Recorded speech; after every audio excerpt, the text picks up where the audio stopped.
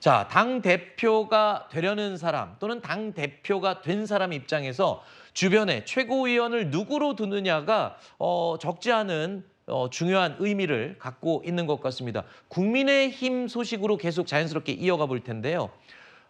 주요 당직 인선, 한동훈 신임 대표도 지금 고심을 하고 있습니다. 오늘 당의 살림살이를 책임지는 자리에 있는 사무총장 자리에 서범수 의원을 임명했습니다.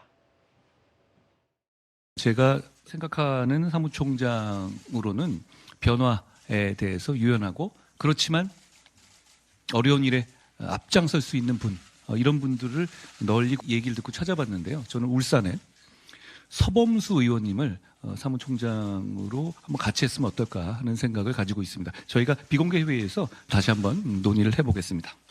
최근에 우리 당 안팎으로 많은 난제들이 쌓여 있거든요.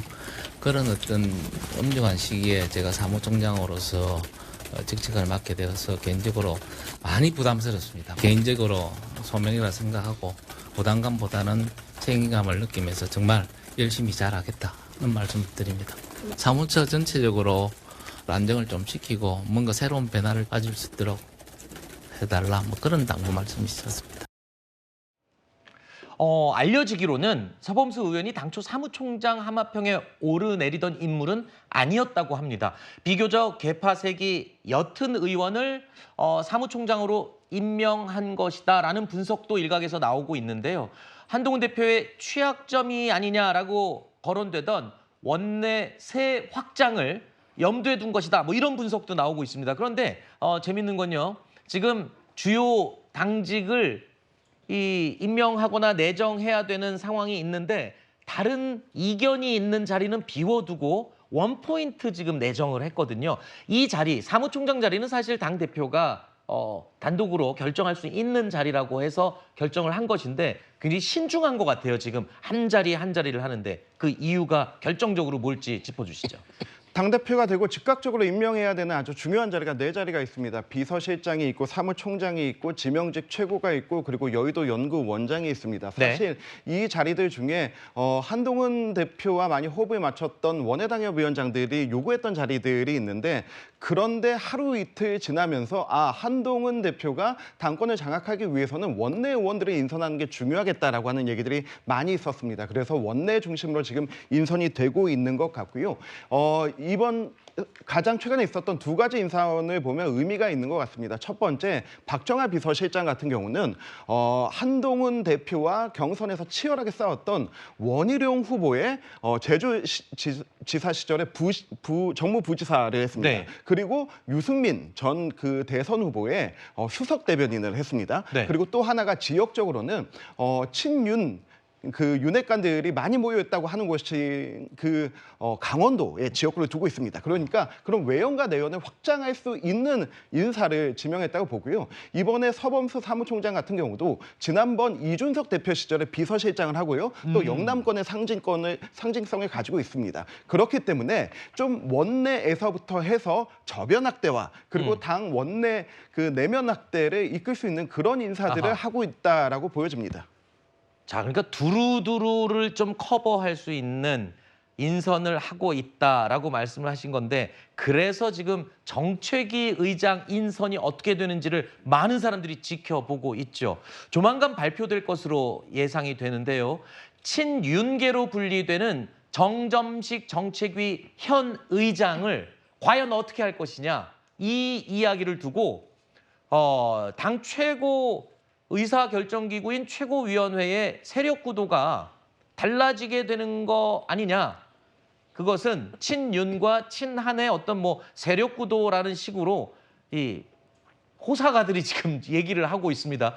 아니 당 내 살림을 당 대표가 정하는 데 있어서 누구누구와 일하고 싶다라고 얘기하는 건 어쩌면 자연스러운 얘기 같은데 이 당 내외에서 볼 때는 여러 가지 얘기들을 많이 듣는 것 같습니다. 송 의원님은 어떻게 보셨습니까? 일단 저것을 세력구도 차원에서 친한이니 친윤이니 이렇게 라벨링을 해서 얘기하는 게 그렇게 썩 적절한지 모르겠습니다. 네. 왜냐하면 정당에서요 최고위원회의에서 이렇게 표결을 해야 될 정도가 되면은 그건 이미 당내에서 이견이 심각하다는 거거든요. 많은 경우에 협의를 해서 만장일치로 결정을 하지 이렇게 뭐 5대4, 4대5 이렇게 표결로 가는 경우가 그렇게 흔치 않습니다. 그래서 이거는 좀 약간 그 외부에서의 갈등 부추기기 차원이 아닌가 싶고요. 다만 이제 그 정책위 의장 관련해서 계속 얘기가 나오는 것은 당대표가 바뀌면은 원래 임명직 그 정무직 당직자들은 일괄적으로 사표를 내는 것이 보통입니다. 한동훈 비대위원장이 지난번에 12월에 임명이 됐을 때도 지명이 됐을 때도 그때 유이동 정책위 의장이 4.16 표명을 했다가 다시 이제 유임이 됐거든요. 그런 과정을 거쳤기 때문에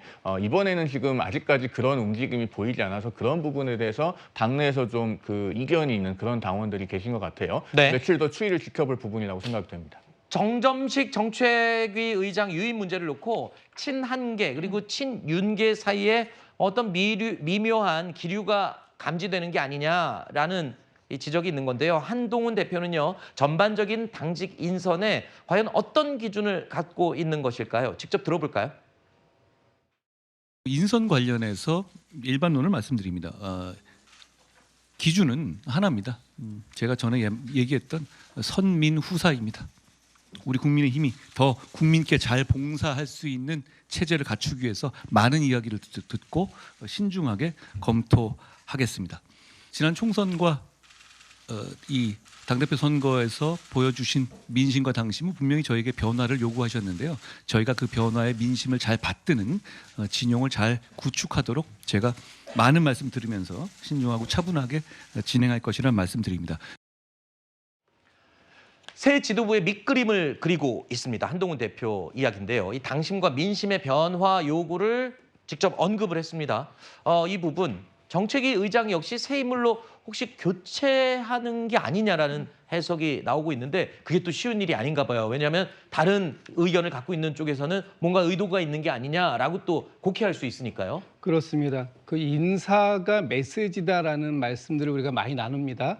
근데 메시지를 어떻게 보여줄 것인가, 특히 한동훈 대표가 시작하는 입장에서 새롭게 나오는 메시지는 변화의 방점이 좀 찍혀야 되는데 그렇게 하자니 지금 이 친윤계의 정점식 정책위 의장 문제가 가장 핵심으로 걸리는 거죠. 네. 아까 CG에 잠깐 나왔습니다만 국민의힘의 최고위원회는 9명으로 구성되는데 그 9명 중에 정점식 그 정책위 의장이 유임이 되게 되면 친한계가 4명, 친윤계가 5명이 되는 구도가 돼요. 그렇다면 이번에 63%의 높은 압도적인 지지를 통해서 한동훈 대표 체제를 만들어준 것에 대한 과연 변화의 메시지를 제대로 낸 것이냐 하는 부분들이 걸릴 수 있고 네. 또 정점식 그 정책위 의장을 교체시키자니 친윤계와의 갈등 관계를 어떻게 수습할 수 있을 것이냐 하는 거에 대한 네. 부담감이 여전히 존재한다.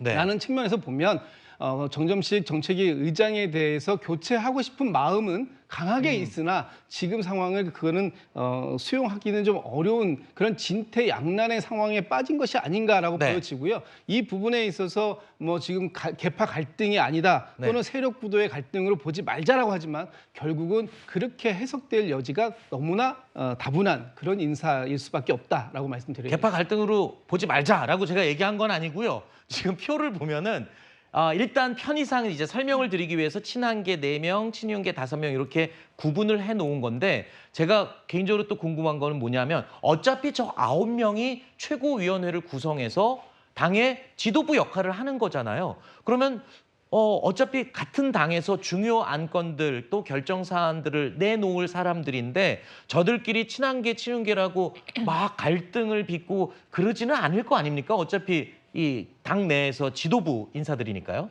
네, 그 한동훈 대표의 이제 리더십을 보여줄 때가 바로 이제 도달했다고 보이는데요. 저는 이 과정에서 우리 당이 좀 한 가지 좀 잘 생각해 봐야 된다고 생각합니다. 정점식 정책위 의장의 유임 문제를 두고 이걸 당원 당규대로 갈 것이냐, 임기를 채워주는 당원 당규대로 갈 것이냐, 아니면은 새 지도부가 들어왔으면은 사표를 내고 그리고 재신임을 받는 그 관례대로 갈 것이냐, 이 두 가지가 문제지 않습니까? 그런데 22대 국회 시작하고 국회가 가장 첨예하게 싸웠던 부분, 바로 상임위원장과 국회의장단 배분 문제였습니다. 이 부분에 대해서 민주당은 법대로 한다라고 하면서 힘대로 하지 않았습니까? 그리고 우리는 전통과 관례를 중시해야 된다고 쌓아왔습니다. 저는 그런 차원에서 본다면 우리가 어떤 선택을 해야 되는지에 대한 기준이 설 것이라고 봅니다. 네. 새로운 지도부를 지원해 주는 것도 필요하지만은 좀 그런 부분에 대한 결단도 필요하다고 봅니다. 알겠습니다.